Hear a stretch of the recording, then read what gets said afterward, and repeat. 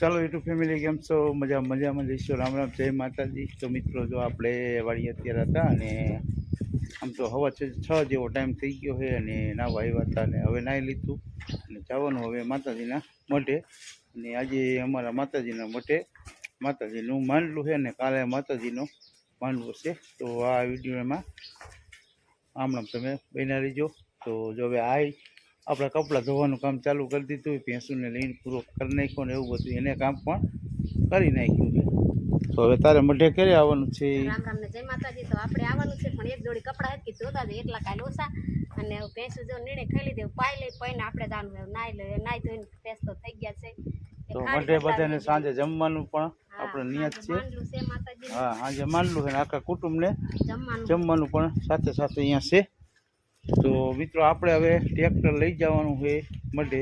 એનું કારણ છે કે અહીંયા ઓલા આપણે સારી વાટકા કોઈ ડીશું વેસ્ટ જે પ્લાસ્ટિકના જે ઓલા વાસણ લાવ્યા હોય તો વધારાના વાસણ હોય તો આપણે એને ત્યાં નાખી ન દઈએ, એના માટે ટોલી લેતા જઈ અને ટોલીમાં ભરાઈ જાય પછી કાંઈક એની વ્યવસ્થા આગળ કરશું. તો જો ટ્રેક્ટર આપણે જોડાઈ દીધું છે અને હવે જાય માતાજીના મઢે. તો આપણે હાલો માંડવાનું કેવું આયોજન છે તો આ વિડીયોમાં થોડુંક આપણે આમાં બતાવી. અને જો ટ્રેક્ટર તો જૂતી ગયું છે, સ્કૂટી પડી ચાર્જિંગમાં. હવે ઉમેશભાઈ આવશે તો લઈ જાય, નકર અહીં પડી રહી નહીંતર પછી હું ટ્રેક્ટર મૂકીને કોઈ બીજા બાઇકમાં આવીશ અને સાંજે લઈ જઈશ. તો ચાલો નીકળી.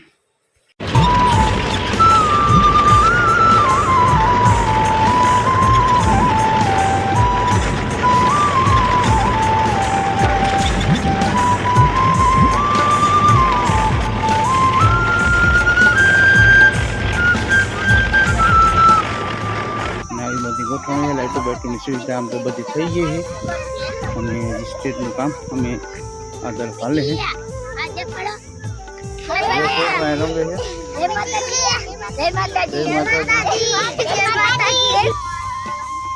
આવું કંઈક દેખાય છે અત્યારે સાંજનો નજારો અહીંયા આવો દેખાય છે અને લાઇટો બેટરી થઈ ગઈ ને આમ તો અંધારું થવા માંડ્યું છે.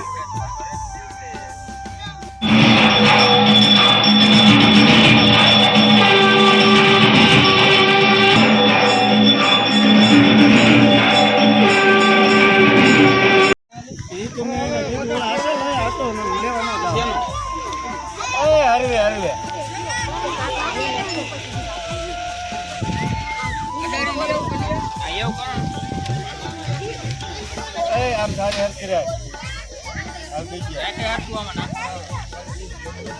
હાલો બે આઈ તો ચાલે એમ નહીં જાય બે આઈ તો ચાલજો ને સર દાંત નીચે રાખજો.